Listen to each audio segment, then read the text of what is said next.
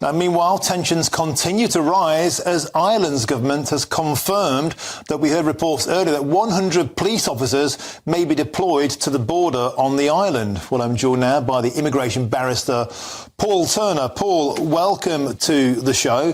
So many people would have been led to believe, Paul, that Ireland was a huge fan of open borders. They didn't want any form of border controls at Brexit, didn't want any form of border controls that contravened the Good Friday Agreement, nor the Common Travel Area, nor the Brexit Withdrawal Agreement. But now they've seen a huge spike in the numbers of asylum seekers, 90% of whom they claim come from the United Kingdom. They seem to have changed their tune.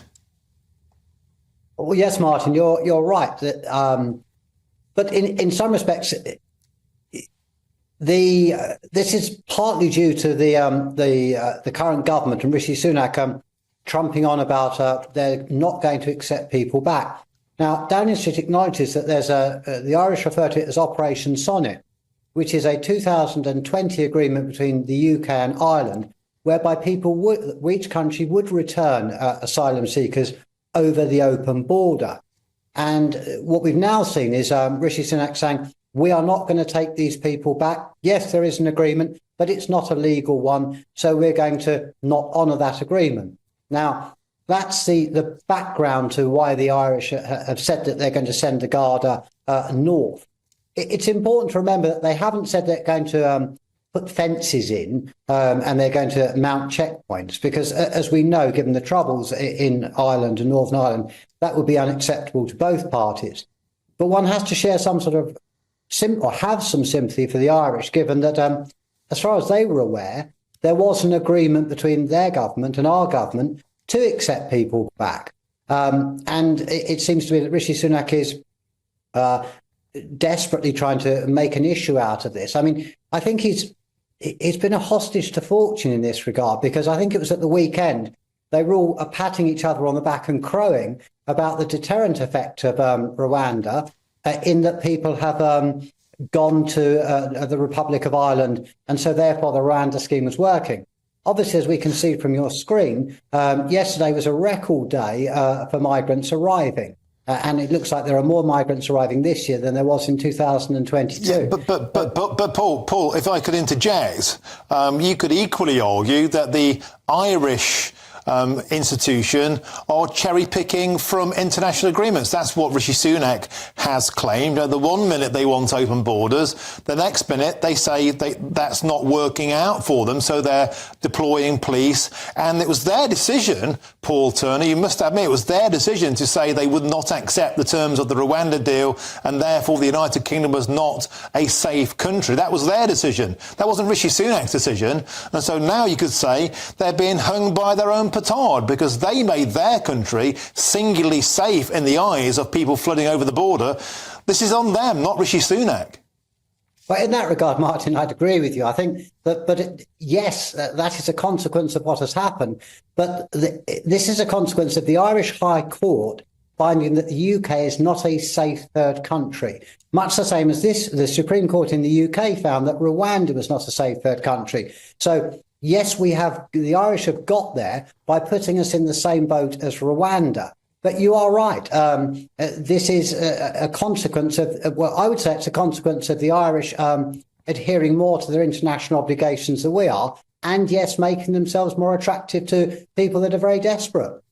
Yeah, and now, Paul, suddenly, when it's going down like a cup of cold sick with the Irish electorate, who are absolutely sick to the back teeth, we've seen protests across Dublin, we've seen arson attacks, we've seen ordinary families being branded as far right by the leaders, by the police, by the media. They simply want to take back control of their borders in the face of an overwhelming public revolt against a very unpopular policy from the leadership. They're suddenly acting tough because they know, Paul, that there are elections coming up in June, European elections, and the pro-strong control of borders parties are expected to make safe gains. And suddenly, the Irish institution realised they may have backed the wrong horse.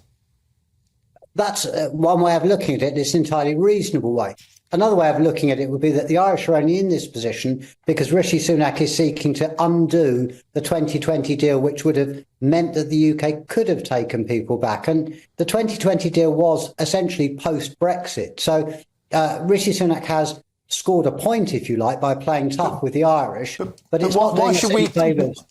Why should we take people back from Ireland when we can't send people back to France? If these international treaties and obligations exist, surely it must work both ways.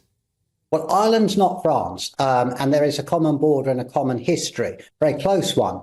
And there is an agreement that, as I say, is referred to as Operation Sonnet between the UK and the Irish, where to facilitate the common travel area, which we share with Ireland, which we don't share with the EU. And that's an important distinction. We have this common travel area, including the United Kingdom and the Republic of Ireland. And in order for that to work well, the UK and Irish governments reached an agreement, which was enforced by Operation Sonnet, whereby they could, irrespective of EU laws and EU conventions, return people from both sides of the border. So, yes, I can see at first glance why it's good for the goose, good for the gander. But the UK and Ireland have a very close and special relationship and have reached an agreement which Rishi Sunak is seeking to undo, and I would say undo for political reasons. Well, I made my point that it was the Irish Premiership's decision to declare the United Kingdom wasn't a safe country, and some may argue, Paul Turner, you reap what you sow. Nevertheless, Martin, thank you for joining us. Pull you up on that, Martin, I'll just pull you up on that. It was the Irish High Court, not the Irish President. I think they were very unhappy with the High Court's decision. But the deputy premier blamed the UK and presumably could have overturned that legislation or done something about it. They chose not to, and now here we are in a border standoff. Paul Turner, we simply have to leave it there. We've run out of time, but thank you for joining us. Fantastic debate.